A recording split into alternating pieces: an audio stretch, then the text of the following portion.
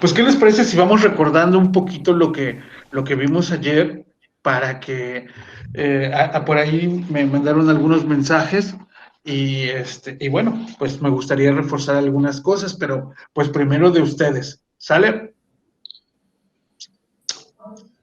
¿Quién Muy bien. quiere comentar un poquito? Sergio, buenos días. Hola, buenos días, Criserio, ¿cómo estás? ¿Cómo está Monterrey? También con bastantito calor. Sí, ¿verdad?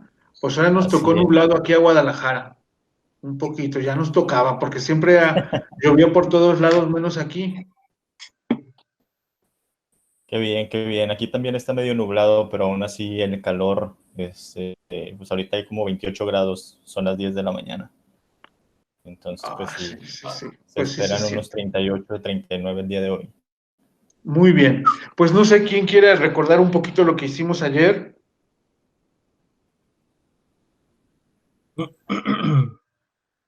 Pues vimos parte bueno, empezamos a ver lo del modelo integral que se está utilizando ya ahora en estos tiempos, que es analizar a la persona, ver a la persona desde su dimensión física, psicológica, social, y se ha involucrado también ya la parte espiritual, ¿verdad? Que La es, parte espiritual, fíjense que sí, es muy importante. A veces lo primero de esto de la psicología, a veces es un poquito medio pesado porque hay que entender cómo piensa una persona y a veces no es tan complicado, a veces nos sale así como que nuestra, no, pues nuestros conocimientos de lo que hemos visto, etcétera, pero ya detallarlo así como lo vimos ayer, fíjense que es una parte también muy interesante porque eso nos va a dar los protocolos que después vamos nosotros a empezar a usar, pues para entenderlo. O sea, para una persona, cualquiera de nosotros que tenemos una enfermedad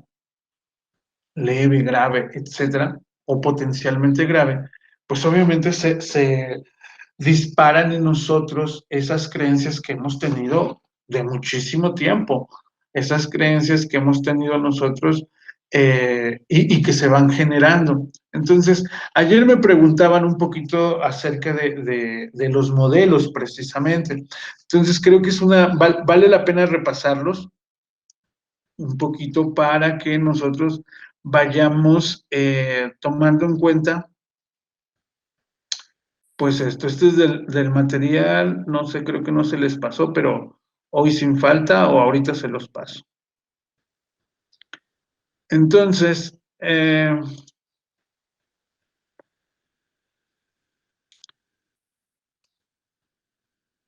les comentaba que precisamente de los modelos en salud que nosotros hemos estado teniendo o que revisamos ayer y que algunos pusieron ejemplos, me decían que si pudiéramos ser un poquito más ejemplificativos con eso.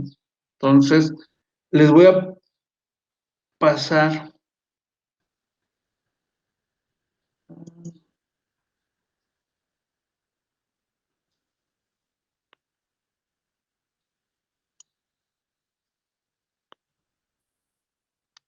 ¿Ustedes ya pueden ver lo que tengo en la pantalla? sí, yo ya. Sí, Sí, yo ya puedo ver. Ya. ¿Y por qué yo no? y ya se Ya ve. se ve.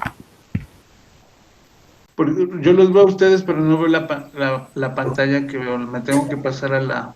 Le puedes dar ahí a la barra de tareas abajo, donde está el icono de PowerPoint para que se ponga encima de Meet.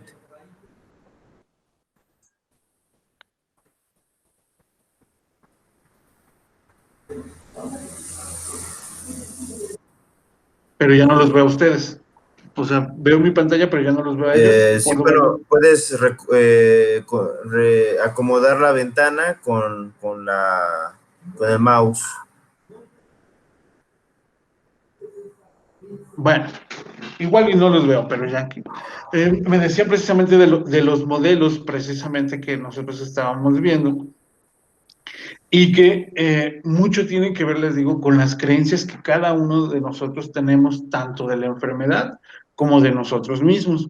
Estas creencias, pues, que se han ido dando a través del tiempo y conforme a la experiencia que hemos tenido y que tienen y que vemos de los otros.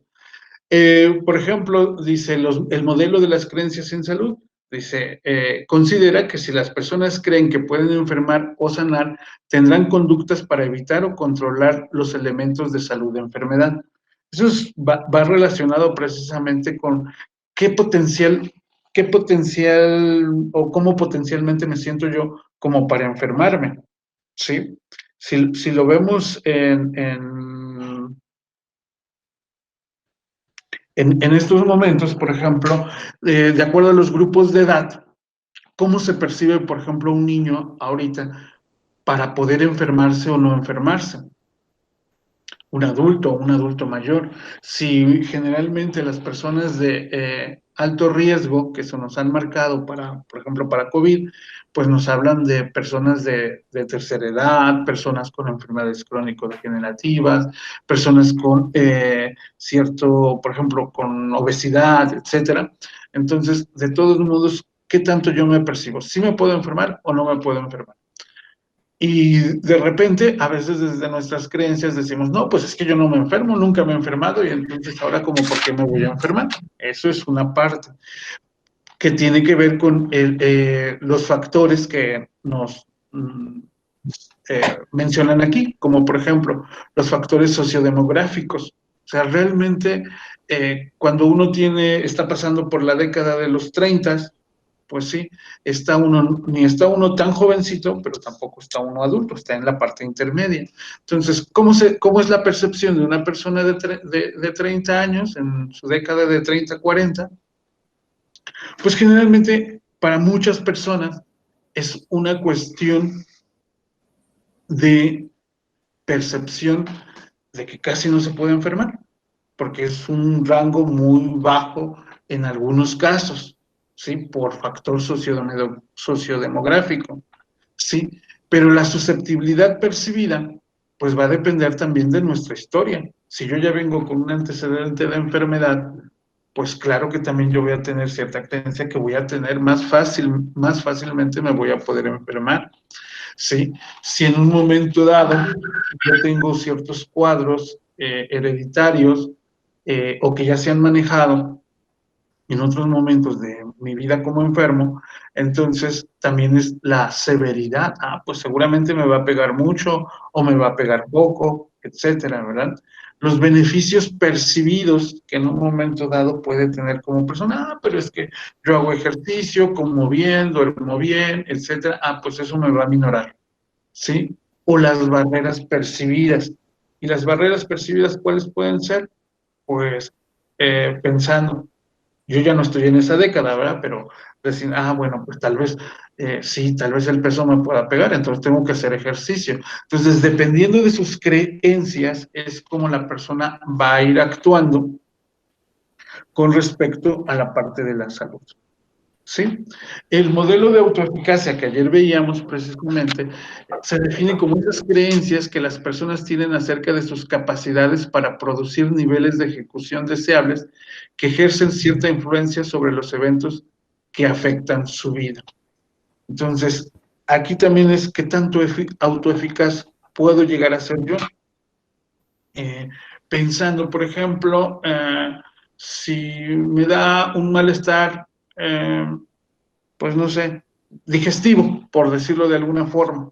Entonces, de acuerdo a mis creencias, entonces yo tendré la capacidad de organizar primeramente cómo voy a resolver eso, qué acciones sí puedo hacer. Por historia, bueno, ya sé que me dicen que tengo que comer dieta blanda, no tengo que comer muchas grasas, no tengo que comer muchas sales, porque eso ya es una creencia que tengo y es algo que se hace y se sigue viviendo. Pero en un momento dado, también puedo decir, ¿y quién me va a hacer esa comida blanda? ¿Y y cómo se hace? Si yo no tuviera las capacidades para yo mismo cocinar, perdón, pues sí tendría yo tal vez esa parte y tal vez no me sienta tan eficaz para hacer eso. Pero también en un momento dado, bueno, surgen elementos como la motivación, el sentir, el pensar y obviamente el actuar. Digo, bueno, pues no sé, pero pues igual me hago un arroz en agua. Entonces ya yo estoy actuando y me estoy dando cuenta de que lo que yo estoy haciendo puede tener un momento o una situación de eficacia. Para esto las creencias, pues, se ven en cuestiones de experiencias de dominio, lo que yo ya he pasado. Una experiencia de dominio es lo que yo ya dominé, lo que yo ya experimenté. No importa si lo hice bien o mal, pero yo ya lo experimenté y ya de ahí tengo un aprendizaje. Puedo saber qué hice bien o qué no hizo bien. Cuando le preguntamos a los pacientes precisamente qué ha hecho usted para resolver su problema, entonces él nos va a decir precisamente lo que ha hecho. Si le resultó o no le resultó, pero ya él actuó y él se está dando cuenta de que algunas cosas fueron eficaces y algunas otras no. Las experiencias vicarias, en este caso, para las personas, son las que tú ves en otros, cómo le hizo el otro. ¿Sí? Y de eso que hizo el otro, tú si lo vas a imitar o no lo vas a imitar. Por decirlo así, si yo tengo una enfermedad igual digestiva, pues digo, bueno, pues ya conozco tal medicamento, que es muchas de las veces conforme las personas se basan en la automedicación, que eso no, obviamente que no es lo correcto, porque no somos personas iguales, pero pues se basan en esa parte de la imitación. A la otra persona le funcionó esto, entonces pues yo voy a hacer que o voy a creer que a mí también me va a funcionar. La persuasión social, que en algún momento dado tenemos nosotros a nuestro alrededor, precisamente con estas ideas que también se nos manejan de que nosotros podemos hacer cosas para nosotros pues estar mejor. Y obviamente nuestros estados psicológicos y emocionales, dice, al juzgar nuestras capacidades. Si nosotros mismos o nos culpamos, nos damos aliento, o de plano estamos muy pesimistas y pensamos que en algún momento dado no se puede hacer. Esto también influye en el modelo de autoeficacia. Basándonos en esto, recordemos que siempre entonces hay tres aspectos: el ambiente, la conducta y las variables personales. El ambiente es lo que está a nuestro alrededor, que puede ser que sí nos ayude o puede ser que nos perjudique, ¿sí? Nuestras conductas, algunas conductas activas que tenemos, las conductas activas son nuestro actuar, y las conductas pasivas, que en algún momento dado son esas conductas que hacemos nosotros, pero que no dan una resolución al problema que tenemos. Y las variables personales, que ya hemos visto que en un momento dado tienen que ver precisamente con los estados de ánimo, con la actitud de la persona, etc. Y regula 4 procesos fundamentales: la parte cognitiva, motivacional, afectiva y selectiva. Cognitiva, recuerden, lo que nosotros pensamos de la enfermedad. Tengo diarrea. ¿Qué representación social tiene una diarrea? ¿Sí? Puede ser que no sea lo peor, pero tampoco es así como que vamos a andar diciendo siempre que tenemos diarrea, ¿verdad? Entonces, así. ¿Se acuerdan? Bueno, no, están muy jovencitos, pero estaba un comercial precisamente de Cantinflas, cartoon, de caricatura. ¿No se acuerdan por ahí? Que promocionaba la salud y en tiempos de calor. No. Promocionaba el suero oral, ¿no se acuerdan? No. ¿No? No lo ubico. Dice, cuando tú vayas al baño, dice, y haces, ¿cómo decía? Estaba muy coloquial, pero así se manejaba a nivel nacional. Dice, cuando tú pones ¿cómo dice? Cuando haces, no me acuerdo bien las palabras, voy a buscar el spot, pero decía, dice, cuando haces aguadito, como quien dice chorrillo, dice, hay que tomar suero oral, ¿sí? Era muy conductual ese spot de Cantinflas, de hace muchísimos años, por supuesto. Entonces, desde esa parte cognitiva, desde lo que la persona piensa, pero también las motivaciones, ¿sí?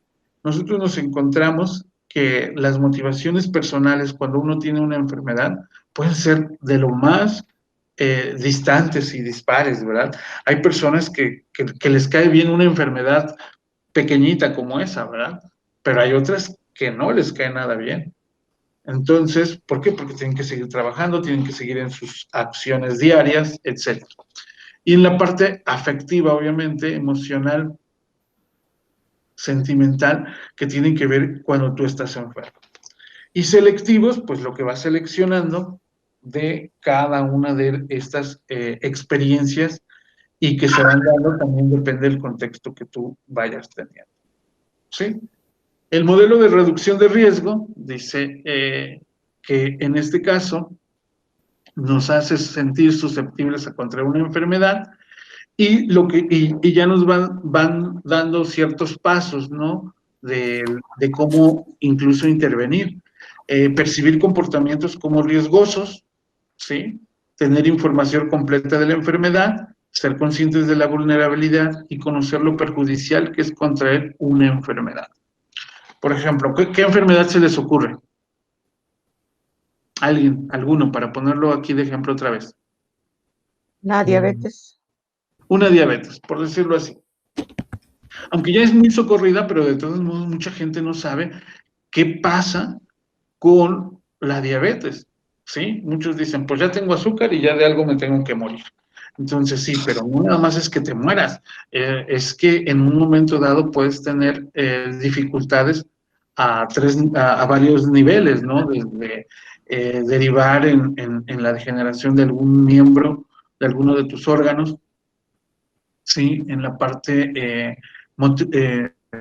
sensitiva o de los nervios, como ayer manejaban precisamente, y tener toda esa información para que la persona sea consciente de que también si es hereditario, pues tenga una información completa y en un momento dado él tome conciencia de la vulnerabilidad, ¿sí? De que tal vez no puede ser que no le pase, pero que es una persona vulnerable.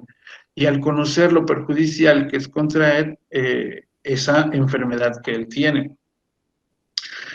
Tomar la decisión de cambiar sería el segundo punto, ¿verdad? Haciendo el análisis de beneficio, de costo-beneficio, ¿verdad? ¿Qué quiero estar? ¿De esta manera o de esta manera? ¿Sí? Y entonces, en esa percepción va a haber la reacción de eficacia, la autoeficacia percibida, ¿sí? De lo que él puede hacer, de lo que él quisiera hacer con eso que él de alguna manera está siendo vulnerado o vulnerable, y la percepción placentera de la conducta, o sea, que él mismo en una autorrecompensa diga, ah, mira, lo estoy haciendo y estoy obteniendo resultados positivos, ¿sí? Y de alguna forma esos factores sociales normativos que pues no, tenemos desde afuera, que nos van dando precisamente ese reforzamiento de estar haciendo las cosas bien. Y entonces así, pues de alguna forma cambiar la conducta de riesgo por las conductas preventivas, que en este caso es precisamente tomar en cuenta pues ciertas acciones. De este lado, yo recuerdo, les digo, desde la insuficiencia renal, hablamos nosotros que alguno de los factores es la alimentación actual que estamos teniendo. Entonces, ya me quedó claro a mí personalmente de que tal vez los embutidos no es la comida que ya voy a desear más. Sí la voy a comer, pero ya no va a ser la misma. Entonces, hay un cambio de conducta. O, por ejemplo, la toma de sal, la ingesta de sal, ¿sí? La ingesta de sodio, de que antes tal vez era más fácil agarrar muchos churros y ahora ya tal vez ya no es tan sencillo. ¿Por qué? Porque sabemos que hay una consecuencia con respecto a eso. ¿Sí? El modelo basado en la teoría de la acción razonada, pues nos habla precisamente de cómo sostiene la conducta y que se encuentre bajo el control.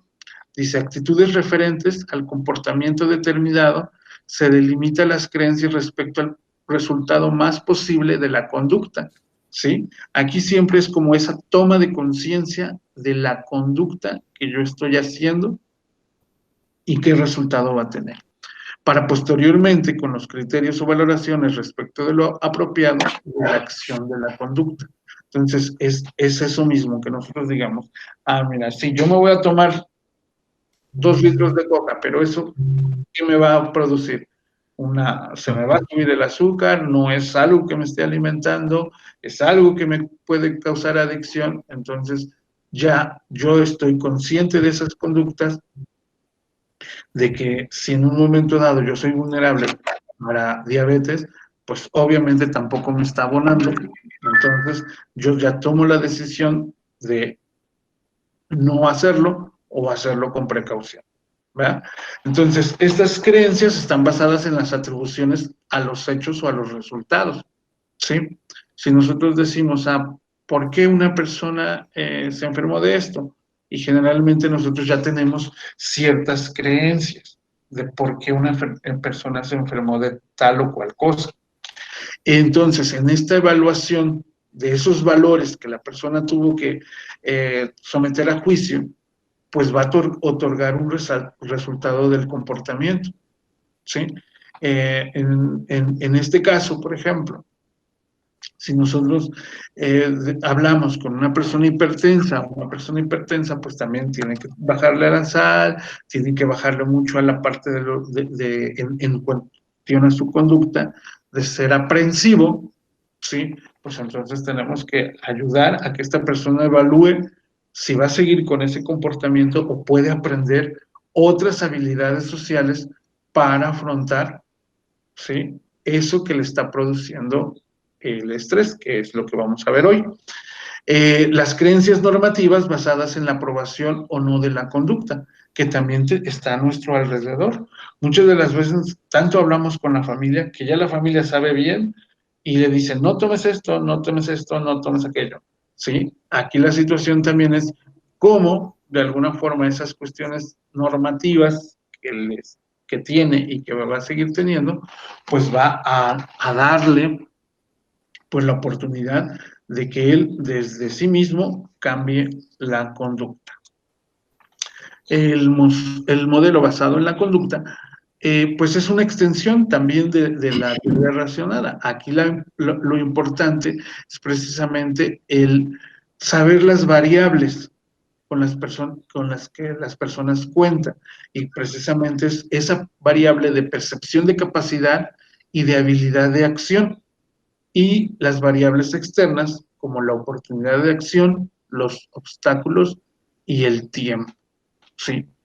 Algo ya me tocó ayer decirles precisamente, cuando una persona está fuera de su casa, tiene que cuidar su alimentación, pues entonces esa es una oportunidad de acción, en el sentido de que puede escoger lo que de alguna forma va a comer que le cause menos daño, pero obviamente va a haber obstáculos, como que la economía, la cuestión cercana de los negocios y el tiempo.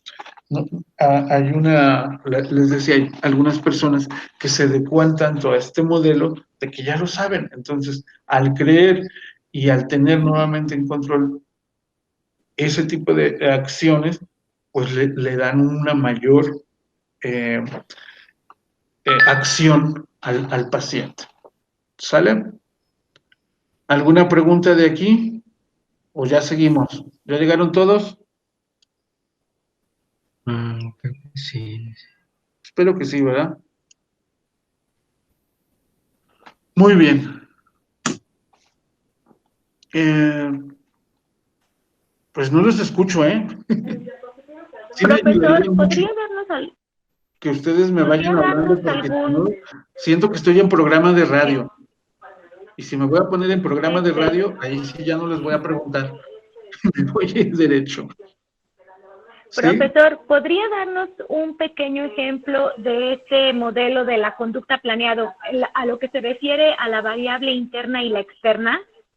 Claro que sí, miren, eso es importante. Y tengo un caso aquí, eso más que ejemplo es un caso de vida.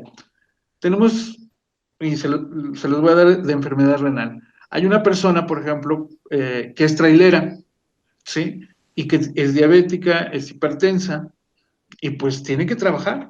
Entonces, le dan sus recomendaciones dietéticas, sus recomendaciones médicas, y pues entre ellas, pues es obviamente la alimentación.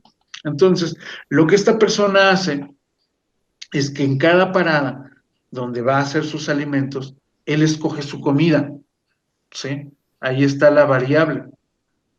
Él puede decir, él ya a sabiendas y consciente de su enfermedad, entonces llega a los comederos y pide, por ejemplo, pechuga asada. Al ya manejar esa conducta, ya entonces ya está planeando lo que va a hacer con sus acciones. Les digo, porque eso nos pasa a muchos.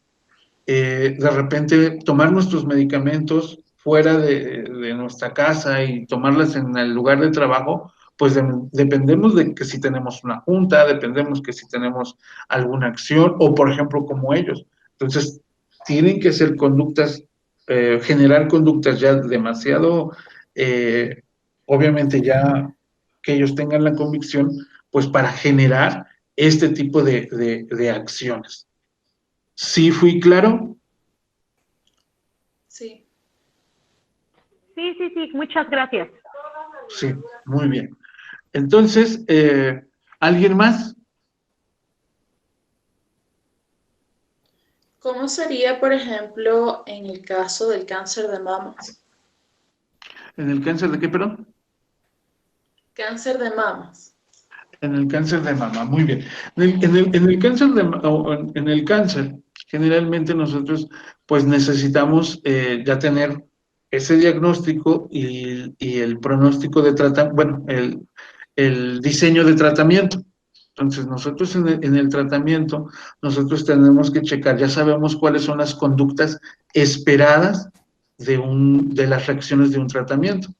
Puede ser desde náuseas, puede ser dolor de cabeza, desde las fisiológicas.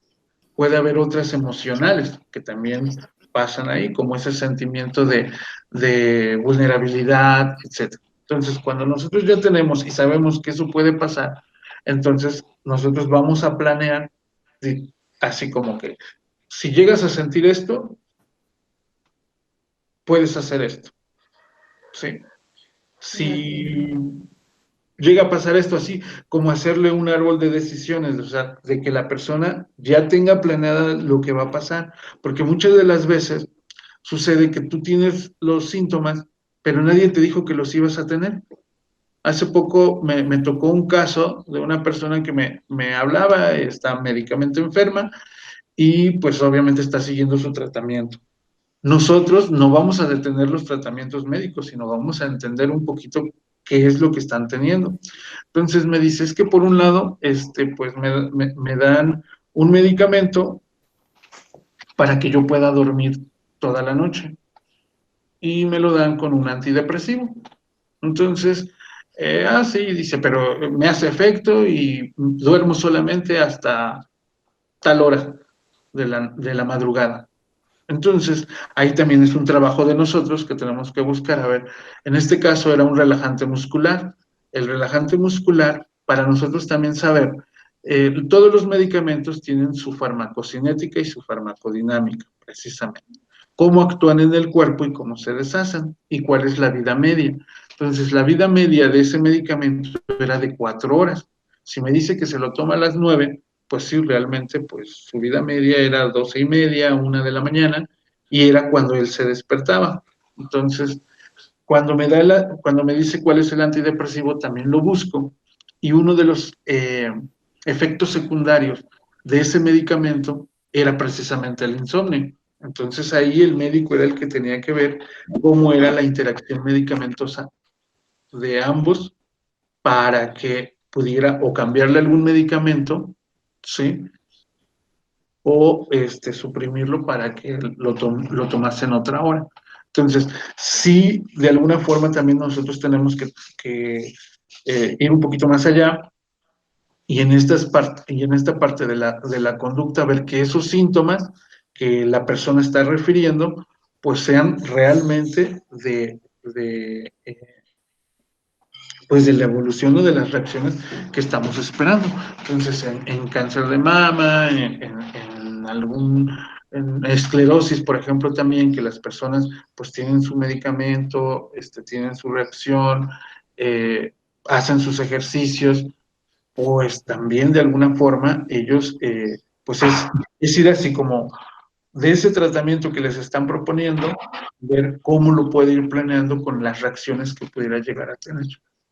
¿Sí, Jermis? Sí, perfecto. Muy bien. ¿Alguien más?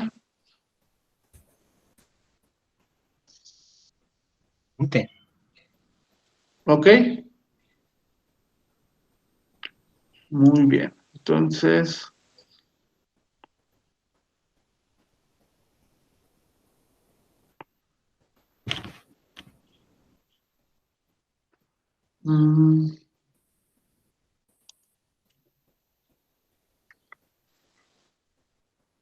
seguimos. ¿Sale? Bueno, esto era de lo que habíamos visto ayer. Esto también se acuerdan que era de los modelos, el modelo biopsicosocial espiritual, que tienen que ver con la biología de la persona, su genética, etcétera, la psicología que tiene que ver con pensamientos, sentimientos y conductas, la parte social, que es la familiar, social y cultural, y la espiritualidad, que tiene que ver con el sentido de vida, con valores y con la religiosidad. Ayer estábamos, dentro de lo que estábamos platicando, también hay un modelo que se llama de ciencias integradas. ¿Esto qué quiere decir? Es muy similar a la parte del aspecto biopsicosocial, espiritual. Aquí nos habla precisamente de que la enfermedad nosotros necesitamos verla desde el punto de vista biológico, conductual, aquí se fue, es cognitivo y conductual, y medio ambiente y sociocultural. Aquí en uno de estos es cognitivo, perdón. Y en este modelo nos habla precisamente de que la enfermedad se da en un contexto sociocultural, en un contexto del medio ambiente, sí, que se agregaría un poquito a lo anterior. ¿Por qué? Porque la cultura también en nuestro alrededor, pues tiene que ver precisamente con también las enfermedades y cómo de alguna forma, les decía ayer, hay cierta representación que va a tener o que van a tener enfermedades como el VIH, como el cáncer, como la esclerosis múltiple, como el Alzheimer, como todas estas enfermedades que sí tienen una representación y que se dan en un ambiente, ambiente también que va a ser o propicio o beneficioso o que en algún momento se aísla. Entonces, este modelo habla precisamente de que se tienen que integrar todos estos elementos pues, para dar una mejor solución. Los factores de riesgo que generalmente una persona va a tener para sus enfermedades o para el desarrollo de enfermedades son los factores hereditarios, los factores de riesgo ambientales, los factores de conducta de riesgo, los factores de riesgo cognitivo-emocionales y los factores de riesgo de sentido de vida. ¿Sí? Muy bien. Aquí, por ejemplo, ¿a quién se le ocurre qué pueden ser los factores hereditarios? Pues todo aquello que ya trae un historial clínico dentro de la familia. Digo, cualquier enfermedad, por ejemplo, la diabetes, que sabemos que puede ser hereditaria, en ocasiones también lo que es la insuficiencia renal, que en muchas ocasiones también puede ser hereditario, pues etcétera. Yo creo que hay muchas enfermedades que pueden ya, de acuerdo a la historia del paciente, la historia familiar, pues pueden traer de ahí algún factor hereditario. Y algún componente, ¿verdad? Que generalmente ahora nosotros cuando hacemos también alguna intervención es importante tener esa historia de que en algún momento dado, para nosotros como psicólogos también, es de qué trae predisposición la persona, ¿verdad? Muy bien, Sergio, sí es importante esto. ¿Alguien que se le ocurra qué son los factores de riesgo ambientales?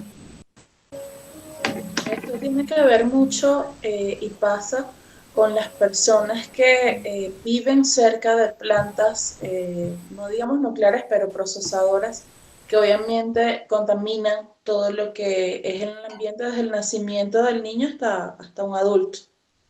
Sí, exactamente. Y que también, por ejemplo, o cerca de basureros, o cerca de generadores de ruido, ¿verdad? todos esos riesgos ambientales que tenemos muchos, ¿sí? Y que dependiendo de dónde vivamos, pues hay ciertos factores que van a acelerar más una enfermedad.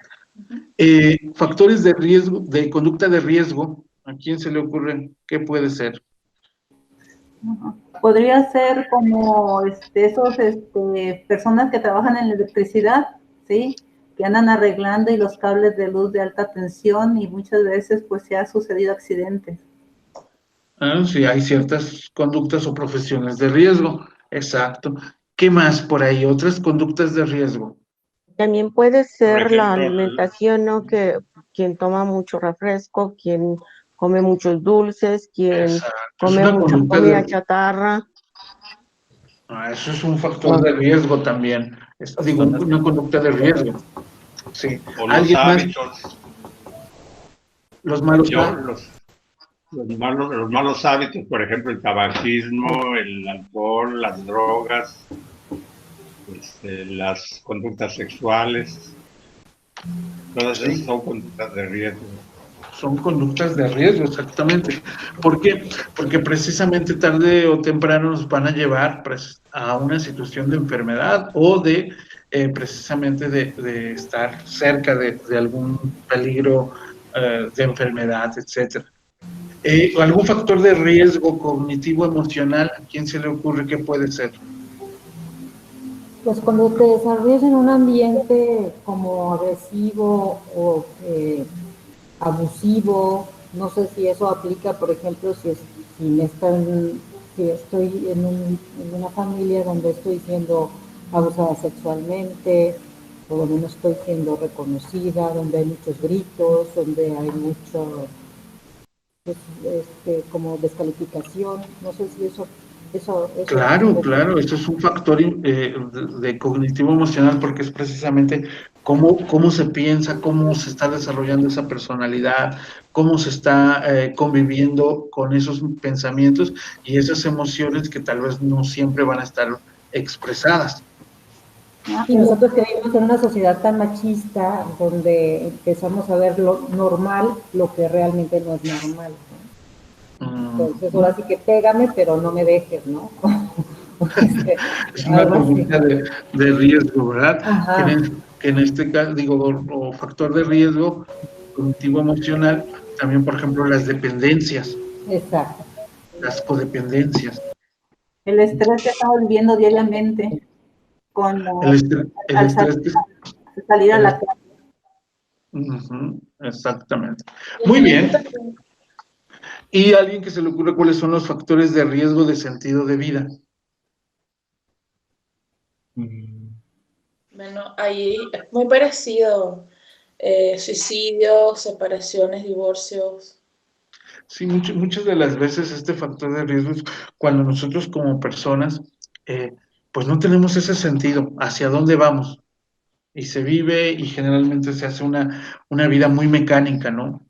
Despertar, ir a trabajar, regresar y otra vez descansar y así, cuando es una vida demasiado rutinaria que no les da sentido y que de alguna manera también crea ciertos vacíos en las personas y que también esos factores de riesgo o también es un factor de riesgo para contraer una enfermedad, ¿cierto?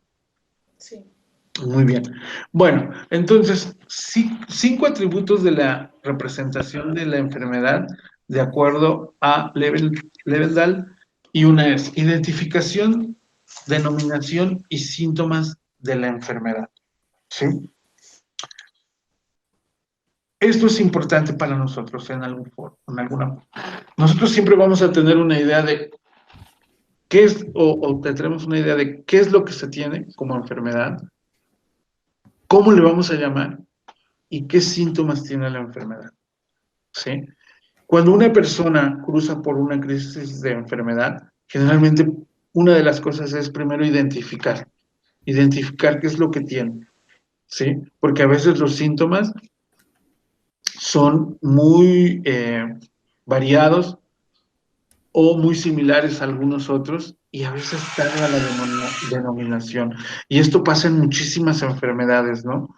Historias de personas que acudieron con un médico, luego acudieron con otro, luego acudieron con otro, y de repente, pues, como que no le daban, ¿verdad? Y no es que no le den, sino simplemente es que de repente son las atribuciones que a veces tiene la persona, ¿verdad? Las creencias, volvemos, acerca de sus enfermedades, y que de repente piensan que pues todo es así como muy sencillo, y realmente hacer un diagnóstico diferencial, pues tiene uno que ver exactamente cuáles son los síntomas que presenta una persona, cuáles son los síntomas que presenta la persona, y cuáles de alguna forma pues se van descartando. En enfermedades renal, en onco, de repente hay un punto donde pues los doctores también pues dudan entre un diagnóstico y otro, que es obviamente también muy, muy normal, pero también pues esto a la persona mientras pues lo angustia. Entonces, esta es una de las 5 acciones que tenemos que tener hacia con el paciente para ayudarlo a que precisamente identifique, denomine y describa bien los síntomas que tiene, ¿sí? Otros son las causas. Siempre va a haber el porqué, ¿sí? Y si bien hay un porqué existencial que no va a tener respuesta, lo que sí se puede es desde la parte médica, bueno, pues ver qué es lo que está pasando para que la persona tenga una explicación lo medianamente lógica para así entender su enfermedad. A otros los que le preocupa es la duración, cuánto va a durar este periodo de enfermedad. Y en un inicio, pues realmente si no hay un diagnóstico como tal, pues va a ser muy difícil de dar un tiempo. Si aún así, teniendo una denominación de enfermedad, es difícil, pues obviamente también aquí son otras acciones que se van abriendo en las personas, como la angustia de no saber cuánto tiempo, si lo va a poder pagar, si en un momento dado va a tener pues qué consecuencias, como es el siguiente punto, que precisamente también es otro de los factores que a las personas les va a hacer mella precisamente. ¿Qué va a pasar con esto? ¿Qué voy a poder seguir haciendo? ¿Qué no voy a poder seguir haciendo? ¿Qué parte limitante va a tener en la persona esas consecuencias que tengan acerca de esa enfermedad?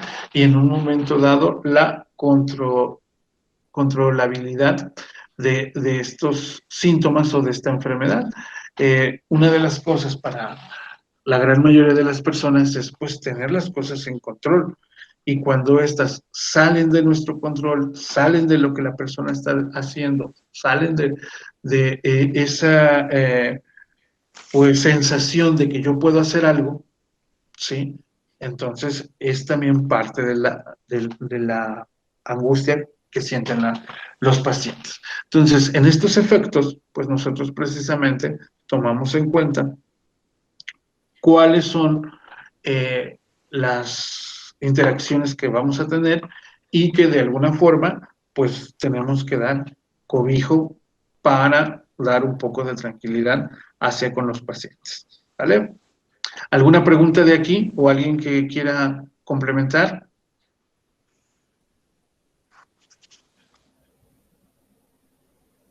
¿No? Bueno, adelante. Dice, si la significación de la enfermedad, su enfrentamiento y tratamiento es adecuada, la persona puede controlar sus emociones, actitudes y responderá de manera sana a las situaciones venideras. De lo contrario, todo lo demás será un caos del que hay que ayudarle a salir, precisamente.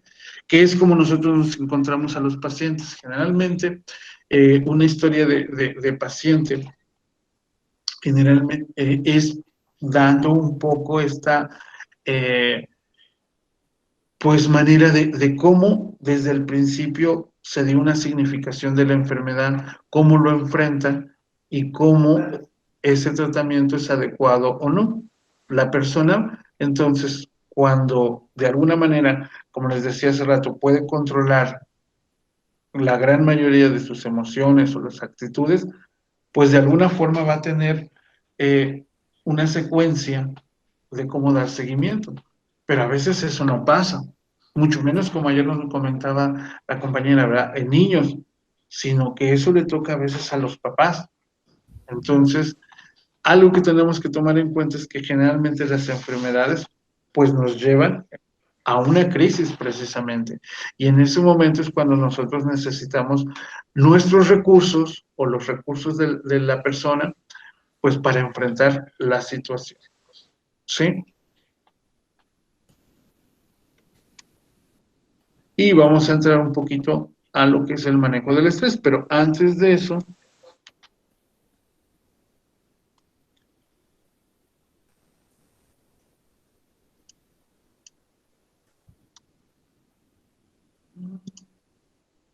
me gustaría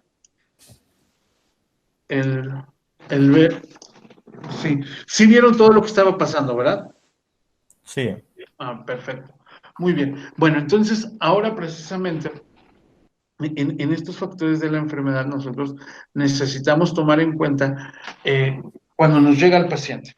Cuando nos llega el paciente, cada uno de nosotros, o vamos a tomar en cuenta todos estos factores, es cómo llega, cuáles son esas inquietudes que la persona tiene, ¿sí? Generalmente nosotros no vamos a hacer el primer contacto, ¿sí? Generalmente ya somos el segundo contacto. Algunas veces, por alguna situación, dependiendo también dónde laboremos, si hay personas que llegan y nos dicen, mira, me está pasando esto, tengo esto, aquello, ¿qué me recomiendas? ¿Sí? Pero la gran mayoría de las veces son las personas las que nos ayudan, las que vienen por la intervención. En este caso, yo sé que aquí hay algunos pacientes, bueno, que en algún momento dado fueron pacientes, o todos en algún momento dado hemos sido pacientes. ¿Cuáles han sido esas dudas o esos momentos de, pues de interacción hacia con una primera consulta? ¿Alguien nos puede compartir? Pues yo creo que la duda está desde siempre, o sea, desde un inicio, cuando vemos que nuestro cuerpo, que nuestra persona está ocurriendo algo que no estamos entendiendo. A partir de ahí yo creo que todo viene siendo duda y se va aclarando conforme al proceso, porque pues a fin de cuentas para muchas personas es algo desconocido. Vaya, yo tuve insuficiencia renal, fui diagnosticado en el 2013, a mis 26 años, y pues obviamente, como lo comentabas cuando recién inició la transmisión, ¿no? De que nos comentabas que pues bueno, uno nunca, no pensaba nunca que pues a lo mejor se iba a enfermar o algo así, ¿verdad? Pues sí, quizá por la edad o por lo psicosocial, ¿no?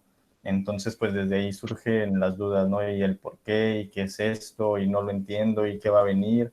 Entonces, pues sí, digo, ya conforme va pasando el tiempo, uno va entendiendo, van pasando los procesos de los médicos, va uno también a terapia psicológica, algún apoyo, y pues bueno, ya es cuando uno va entendiendo ahí, va aclarando todas estas dudas, pero aún así yo creo que siempre hay preguntas, ¿no? Digo, yo ahorita que ya estoy trasplantado desde el 2015, que tengo mis riñones, y sigo teniendo dudas todavía de cuánto tiempo, o sea, como mencionabas ahorita, ¿no? La duración, etcétera, pero pues son dudas que pues no se van a resolver hasta que pase el tiempo. Exacto. Muy bien. Por aquí tengo algunos comentarios de como cuando tienes hemorroides y a la gente le da pena decirlo. Eso era en el comentario pasado, ¿verdad? Sí, es cierto, eso es muy feo. Y luego hay muchos comerciales de eso, ¿verdad? Dice, como el del comercial, el primo de mi primo, ¿verdad? O cuando la enfermedad como pretexto para manipular a las personas de tu sistema. Eso también es importante. Muchas de las veces, pero fíjense que, bueno, cuando entrevistamos a las personas, muchas veces la persona no trae eso, hasta ahí lo aprende. Ayer veíamos, algunas sí, ya son manipuladoras de siempre, pero algunas otras no. Algunas ahí aprenden a que precisamente la gente te está viendo, la gente te pones como en el foco y entonces tú empiezas a hacer estos elementos. Daniel también me dice, cuando me operaron de una hernia hiatal, mi angustia era que no fuera suficiente con la cirugía y me viera limitado de por vida. Sí, también les digo, son como muchísimas creencias que uno va teniendo y que de repente las personas que están a nuestro alrededor, pues los doctores hacen su trabajo. Y qué bueno que lo hagan, ¿eh? Y las enfermeras y todo. ¿Por qué? Porque eso es lo que tienen que hacer. Pero si hace falta esa figura de esa persona que te vaya explicando de, mira, esto va siendo así, va a pasar esto, vas a sentir esto, más adelante vas a tener que hacer esto, pero cosas que ya te van delimitando mucho todo ese mar de ideas que generalmente uno tiene y que van aterrizando. Dice... Profesor, Uh-huh. Yo pienso también que el paciente llega con un cúmulo de emociones muy diferentes de acuerdo a las experiencias que ha vivido. Puede ser que lleguen con todas estas emociones de las que han compartido nuestros compañeros, que es ese miedo, esa angustia, pero porque estamos enfrentándonos finalmente a algo desconocido, ¿no? No sabemos qué tenemos o a dónde vamos, qué nos va a decir el médico. O puede ser también pacientes que ya llevan un proceso muy largo y entonces te puedes encontrar tú con ese cansancio de lo mismo y no hay una solución y estás ahí, ¿no? Finalmente, nuevamente, como paciente y con los medicamentos y demás. Entonces, depende de cómo esté el paciente a identificar todas esas emociones con las que él viene y las razones por lo que él las está viviendo, ¿no? Uh-huh. Exactamente. Muy bien. Sí, les decía, esto es una parte muy importante. Raquel, ¿también comentabas? Sí, yo por ejemplo, en mi caso, cuando caí en el coma diabético, pues no entendía mucho, era una niña. Y mi primer contacto con el doctor para explicarme la enfermedad fue que yo no iba a durar más de 5 años, iba a estar dializada, ciega, sin piernas, sin dientes, no iba a ser nunca una vida normal. Esa cuestión que me explicó el doctor, pues la verdad, en lugar de ayudarme a salir adelante, me ayudó para irme más para abajo porque pues fue realmente un miedo al seguir viviendo. Afortunadamente me cambiaron de médico mis papás y fue el médico el que me dio más opciones.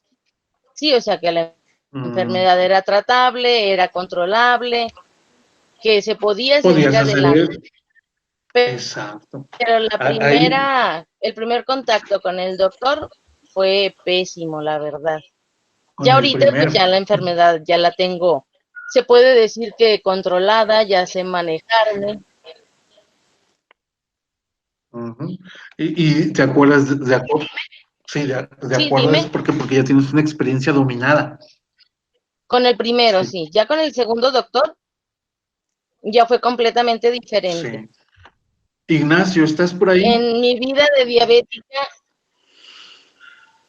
Sí, Raquel, te escucho, nada más preguntaba por ahí. Sí, claro. Aquí estoy. Digo para qué.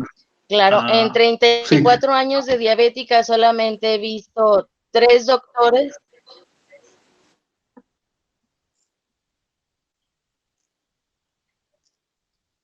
Solamente 3 doctores.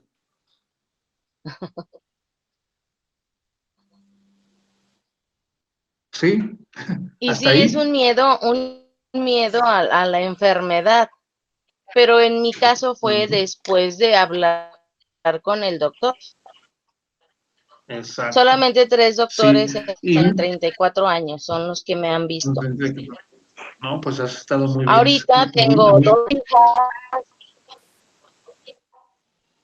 Ajá. Tengo 2 hijas después de que pues me dijeron que no iba a poder tener hijos. Muy bien. Ignacio, ¿tú qué piensas de lo que nos dice Raquel?